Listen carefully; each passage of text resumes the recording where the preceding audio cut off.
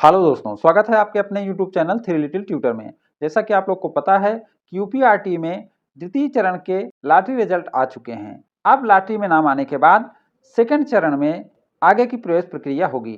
तो इस वीडियो में हम बात करने वाले हैं कि दूसरी चरण के लॉटरी के बाद प्रवेश प्रक्रिया और डॉक्यूमेंट क्या हैं। साथ ही साथ हम यूपीआरटी के ऑफिशियल वेबसाइट पर भी चलेंगे और देखेंगे कि क्या नया अपडेट आया है। तो सबसे पहले हम यूपीआरटी के ऑफिशियल वेबसाइट पर ही चलते हैं और उसके बाद देखते हैं कि क्या नया अपडेट आया है। तो ज्यादा अपडेट के लिए हम आ गए हैं गूगल क्रोम पर। यहाँ टाइप करेंगे यूपीआरटी। हम चले आएंगे यूपीआरटी के ऑफिशियल वेबसाइट पर। यहाँ देख सकते हैं लॉटरी रिजल्ट आ चुका है। उसको देखने के लिए आपको टाइप करना पड़ेगा अपने जिले का नाम, उसके बाद आपको लॉटरी नंबर टाइप करना पड़ेगा और आपके बच्चे का लॉटरी नंबर इसमें शो होने लगेगा। यहाँ देख सकते हैं सभी बच्चों को लॉटरी नंबर दिया गया है। जिन बच्चों का कम लॉटरी नंबर है उन्हें एडमिशन के ज्यादा चांस है। अब लॉटरी नंबर और सिलेक्शन लिस्ट में क्या अंतर है वो भी मैं बता देता हूँ। इसके लिए हमें फिर से चलना पड़ेगा होम पेज पर। तो हम आ गए होम पेज पर। ये था लॉटरी रिजल्ट जहां पर केवल लॉटरी नंबर है, यहाँ सिलेक्शन लिस्ट नहीं है। उसके बाद है यहाँ सीट अलॉटमेंट रिजल्ट। ये महत्वपूर्ण है। इसमें जिन बच्चों का नाम है उनका सेकंड चरण में एडमिशन होगा। लेकिन यदि आपके बच्चे का नाम ये वाले लिस्ट में है तब आपको इसके ऐसे पेज का प्रिंट आउट लेना है जिसमें आपके बच्चे का नाम होगा। साथ ही साथ इसमें भी जिस पेज में आपके बच्चे का नाम होगा उसका भी प्रिंट आउट लेना है। तो अब हम चलेंगे सीट अलॉटमेंट रिजल्ट की तरफ। यहाँ भी सेम वैसे ही पेज खुलेगा। यहाँ आपको अपना कोई जिला चुनना है जो आपका जिला हो। उसके बाद यहाँ आपको लॉटरी नंबर चुनना रहेगा। अब यहाँ दो ऑप्शन शो करेंगे। यहाँ आप देख सकते हैं लॉटरी 1, लॉटरी 2। यहाँ अगर आप लॉटरी 1 चुनेंगे तो लॉटरी 1 की लिस्ट दिखेगी और लॉटरी 2 चुनेंगे तो लॉटरी 2 की लिस्ट दिखेगी।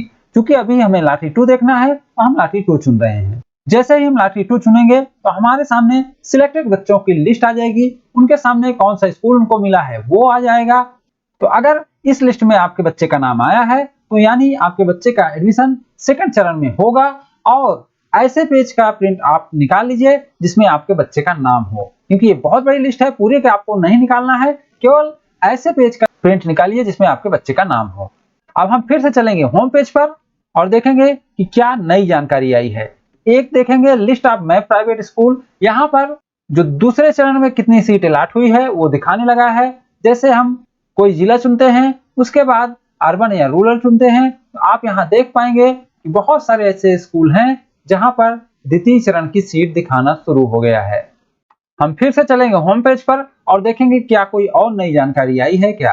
यहाँ पर हम जाएंगे डिस्ट्रिक्ट वाइज सीट अलॉटमेंट में और देखते हैं क्या यहाँ अपडेट हुआ है। तो यहाँ आप देख सकते हैं सेकंड लॉटरी का अपडेट अभी नहीं आया है। केवल फर्स्ट लॉटरी में कितने बच्चे को सीट अलॉट हुई है वो बताया गया है। ये एक आध दिन बाद अपडेट होता है। तो जैसे ही अपडेट होगा इसको लेकर मैं फिर से आऊंगा। फिर से हम चलेंगे होम पेज पर। अब ऐसे बच्चे जिनका नाम सेकंड चरण में आ गया है उनके लिए एक चीज महत्वपूर्ण है, वो है स्टूडेंट एप्लीकेशन स्टेटस। ये बहुत महत्वपूर्ण है। इसको आपको जरूर डाउनलोड करके प्रिंट आउट ले लेना है, क्योंकि इसको आपके स्कूल वाले जरूर मांगेंगे। तो इसके लिए आपको क्या करना होगा, यहाँ डिस्ट्रिक्ट चुनना होगा जो आपका डिस्ट्रिक्ट होगा। उसके बाद यहाँ यूजर आईडी डालना है। उसके बाद यहाँ कैप्चा कोड डालना है। फिर आपको सर्च कर देना है। जैसे ही सर्च करेंगे आपके सामने स्टूडेंट का एप्लीकेशन स्टेटस दिखाने लगेगा। यानी यहाँ भी आपका लॉटरी लिस्ट ही दिखाएगा और उसमें दिखाएगा कि आपके बच्चे का किस स्कूल में एडमिशन हुआ है तथा उससे जुड़ी सारी जानकारी दिखाएगा। चूंकि ये जानकारियां व्यक्तिगत होती हैं इसलिए यहाँ मैं नहीं दिखा रहा हूँ, क्योंकि इसके पहले मैं दिखाया था तो मेरा वीडियो YouTube ने हटा दिया था, इसलिए इस बार मैं नहीं दिखा रहा हूँ। लेकिन आप यहाँ जैसे ही सर्च करेंगे आपके बच्चे का पूरा डिटेल आ जाएगा, आप उसे भी प्रिंट करके रख लें। तो ये महत्वपूर्ण जानकारी थी। अब चलिए हम वीडियो की तरफ चलते हैं। तो जैसे कि आपने देखा कि लॉटरी नंबर आ गया है, सिलेक्शन लिस्ट आ गई है, लेकिन अभी एक लिस्ट नहीं आई है जिसका शेड्यूल में जिक्र था कि वह 27 जनवरी को आएगी। तो 27 जनवरी की कौन सी लिस्ट आने वाली है और उस लिस्ट में किन बच्चों का नाम रहेगा और साथ ही साथ उन बच्चों को क्या डॉक्यूमेंट तैयार करके रखना पड़ेगा। तो चलिए वीडियो में आगे बढ़ते हैं। लॉटरी के बाद उत्तर प्रदेश निःशुल्क एडमिशन के द्वितीय चरण की लॉटरी आ चुकी है। दूसरे चरण में अब लॉटरी के बाद की प्रक्रिया स्टार्ट हो चुकी है। 27 जनवरी को कौन सी लिस्ट आएगी। लॉटरी 24 जनवरी को आ गई है तो 27 जनवरी को कौन सी लिस्ट आएगी। 27 जनवरी को स्कूल वाइज लिस्ट बनेगी और उसे ईमेल के माध्यम से स्कूलों को भेजा जाएगा। स्कूल वाले यूडाइस से लॉगिन करके भी इसे देख सकते हैं। तो 27 जनवरी को जो लिस्ट आएगी वह दूसरे चरण की ऐसी लिस्ट होगी जो स्कूलों के लिए बनाई जाती है, यानी जिला के जो शिक्षा अधिकारी हैं उनके यहाँ से एक लिस्ट बनाई जाएगी और वो लिस्ट सभी स्कूलों के लिए अलग अलग होगी और वो भेजी जाएगी स्कूलों को, ताकि उनको पता चल सके कि उनके स्कूल में द्वितीय चरण में कितने बच्चे का एडमिशन हुआ है। अब हम देखेंगे कि दस्तावेज क्या लगेंगे, डॉक्यूमेंट क्या लगेंगे। तो डॉक्यूमेंट वही लगेंगे जो ऑनलाइन फॉर्म भरते समय आपने लगाए थे, प्लस उसके साथ कुछ एडिशनल डॉक्यूमेंट लगेंगे, कुछ और डॉक्यूमेंट लगेंगे। तो इस लिस्ट में मैं पूरे डॉक्यूमेंट लेकर आया हूं, तो चलिए एक एक करके देख लेते हैं। सबसे पहले आपको ऑनलाइन फॉर्म का प्रिंट आउट लेना है, उसे लगाना पड़ेगा। तो आप ऑनलाइन फॉर्म का जो प्रिंट आउट रखे हैं उसे ले लेंगे। ऑनलाइन सीट अलॉटमेंट रिजल्ट का प्रिंट आउट लेना है। तो जो ऑनलाइन सीट अलॉटमेंट रिजल्ट है उसका प्रिंट आउट आपको ले लेना है, जिसे मैं शुरू में आपको दिखाया था। फिर ऑनलाइन लॉटरी रिजल्ट का प्रिंट आउट भी ले लेना है। ये बहुत महत्वपूर्ण नहीं है, लेकिन इसे भी ले लीजिएगा और इन सब का प्रिंट आउट उसी पेज का लीजिएगा जिस पेज में आपके बच्चे का नाम रहेगा। Student application status details result का प्रिंट आउट ले लीजिएगा। एक स्टेटस वाला प्रिंट आउट लेना बहुत जरूरी है। तो उसको कैसे लेंगे, आपको जाना है स्टेटस में, वहाँ रजिस्ट्रेशन नंबर डालना है, कैप्चा कोड डालना है और चेक स्टेटस में जाकर उसका प्रिंट आउट ले लेना है। बच्चे का जन्म प्रमाण पत्र, बच्चे का जन्म प्रमाण पत्र वही होना चाहिए जिसे आपने ऑनलाइन फॉर्म भरते वक्त लगाया था।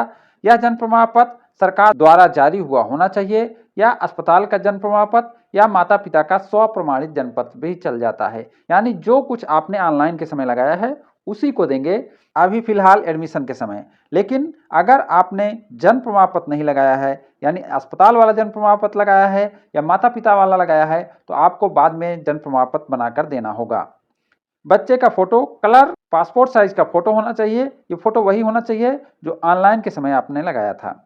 निवास का प्रमाण पत्र, निवास प्रमाण पत्र में आप ration card, voter, MNREGA, job card, gas connection, rent agreement, passport, बिजली बिल, ड्राइविंग लाइसेंस कुछ भी दे सकते हैं जिसे आपने ऑनलाइन के समय लगाया था। लेकिन निवास प्रमाण पत्र भी आपको ओरिजिनल वाला देना पड़ेगा, जो डोमिसाइल सर्टिफिकेट होता है वह वाला देना पड़ेगा, उसे बाद में भी आप दे सकते हैं।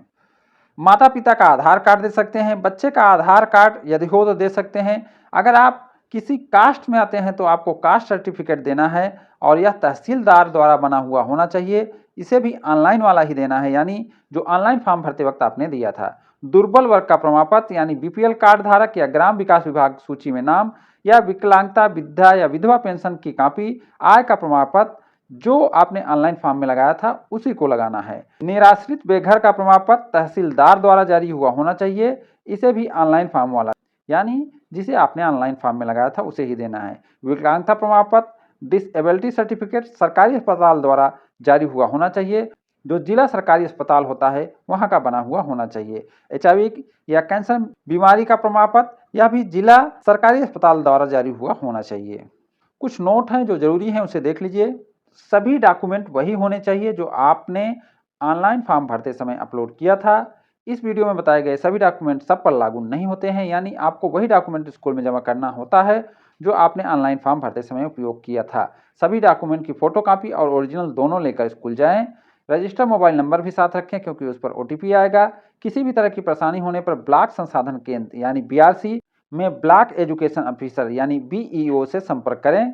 ब्लॉक एजुकेशन ऑफिसर BEO से सहायता नहीं मिलने पर जिला बेसिक शिक्षा अधिकारी BSA से जिला में जाकर संपर्क करें। लॉटरी के आधार पर विद्यालयों द्वारा प्रवेश की प्रक्रिया 27 जनवरी को स्कूल वाइज लिस्ट बनेगी और उसे ईमेल के माध्यम से स्कूलों को भेजा जाएगा।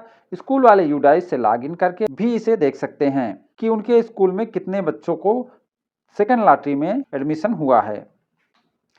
आपको जो स्कूल मिला है उनके संपर्क में भी रहें तथा उनके बताए अनुसार वैध प्रक्रिया को भी पूर्ण करें। 27 जनवरी के बाद आपको सभी डॉक्यूमेंट लेकर स्कूल जाना है। अगर उसके पहले या बाद में आपको बुलाया जाए तो भी आपको जाना है।